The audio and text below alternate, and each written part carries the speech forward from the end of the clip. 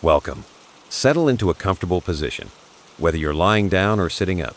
If it feels right, gently close your eyes. Take a slow, deep breath in. Feel your chest rise as your lungs fill. Then softly exhale, letting go of any tension you've been holding. Before we continue, don't forget to like the video and subscribe to the channel. Also, let me know where you're from and what time you're watching it. Always great to connect with you. Now, take another deep breath in and exhale slowly, releasing any lingering stress.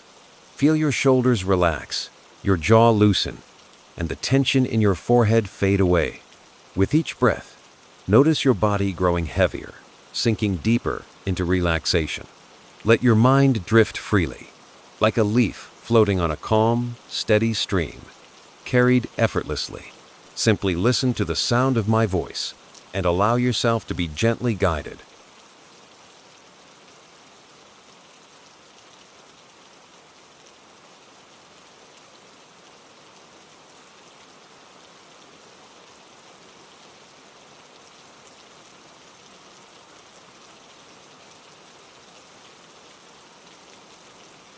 You ever get that feeling someone's watching you but no one's there?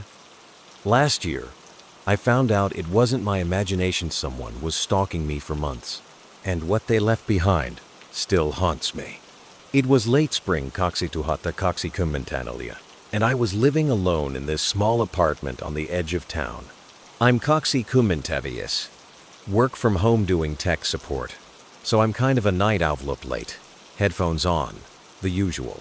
My place was on the ground floor, facing a quiet street with a little park across the way.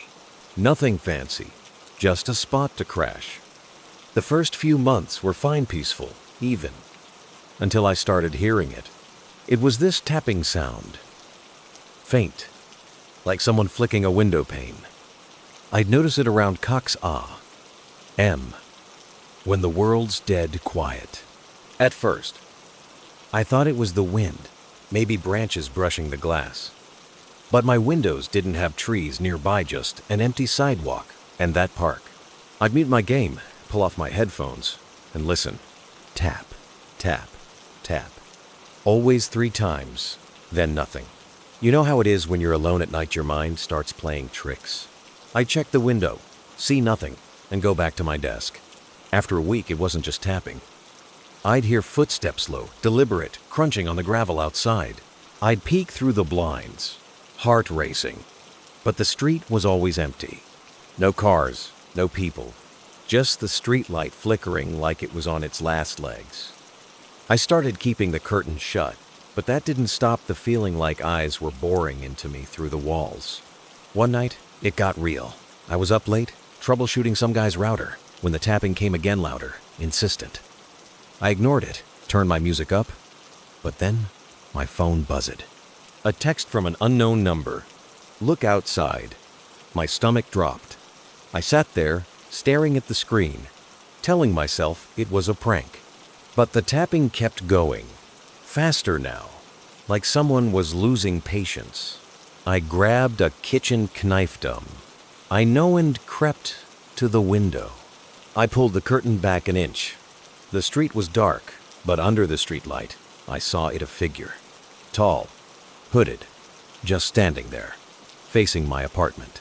No face, no movement, just there. I ducked down, hands shaking, and called my buddy Mike. He lives Kaksikummenta minutes away. Said he'd come check it out. By the time he got there, the figure was gone. We walked the block, nothing. Mike told me to chill. Said it was probably some creep messing around. But I couldn't shake how still it'd been, like it wasn't even breathing. The next night, it was back. Same spot, same time. I didn't look, I couldn't, but the texts kept coming. Why won't you wave? I see you. You're not alone. I blocked the number, but new ones popped up every night. I stopped sleeping, started hearing those footsteps even in the daytime, pacing outside my door. I checked the peephole empty hallway. Every time. But the air felt heavy, like someone had just left. This wasn't just creepy, it was personal.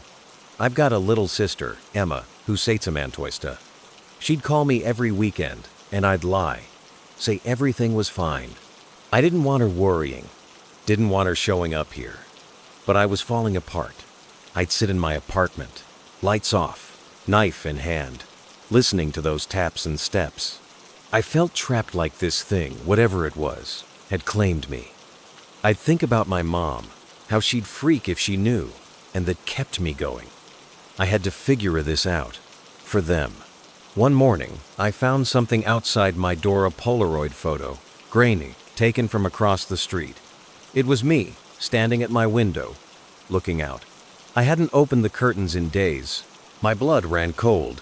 I called the cops, showed them the pic, the texts. They patrolled for a night, found nothing, told me to get a camera. So I did set up a cheap one outside my door, pointed at the street. That's when I caught it. The footage showed the figure again, hood up, standing under the light. It didn't move for hours, just stared. Then, at Kolme AM, it walked toward my building, slow, like it had all the time in the world. The camera cut out, battery died, I thought. But when I checked the SD card, the last frame wasn't blank. It was a close-up of my door, from the inside, like it'd been standing right behind me. I lost it, guys. I packed a bag, crashed at Mike's place, but it didn't stop. The texts kept coming. Where'd you go? I miss you. I'd hear footsteps outside his apartment now, tapping on his windows. Mike saw it too one night. He woke me up, Pale, pointing at the glass. The figure was there, closer than ever, just watching. We moved again to a hotel, but the Polaroids started showing upslipped under the door. Pics of me sleeping, eating, living. I was done. I went back to my apartment, set up every light, every camera, ready to confront it. That night, it came, footsteps, tapping the works. I flung the door open, yelling into the dark.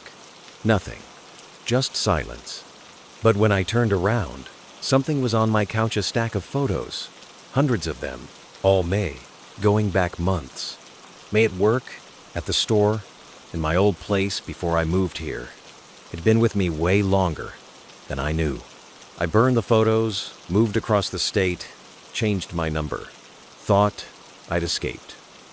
Then, last week, Emma called me, voice shaking. She'd found a Polaroid in her backpack me at my new job taken days ago. She laughed it off, said it was weird. But then she texted me last night. Who's the guy outside my window? I called her back, no answer. Drove to her place, empty, just a note on her bed. She's mine now. It didn't just want Maid, wanted my family. And it's still out there, taking us one by one. So, yeah, that's my story. I'm still running, still waiting for it to show up again. Ever felt like someone's following you? Or found something that shouldn't be there? Drop it in the comments. I need to know. I'm not the only one. If this got to you, hit that like button. And subscribe if you're new. More's coming. For now, maybe double check your locks tonight.